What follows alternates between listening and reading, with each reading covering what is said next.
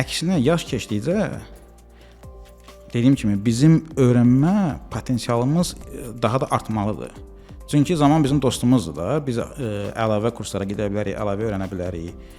Amma insanlar ondan istifadə etmir, deyir yaş keçsə yaddaşım zəifləyir, beynim zəifləyir. Axı sən yaddaş elmindən düz istifadə etmirsən axı. Sənin beynin müasir informasiya axınına hazır deyil axı. Sən müasir informasiya axınına hazır olmayan bir cihazdan müasir informasiya axınını istifadə etmək üçün istifadə edirsən. Ona hazır deyil bu beyin.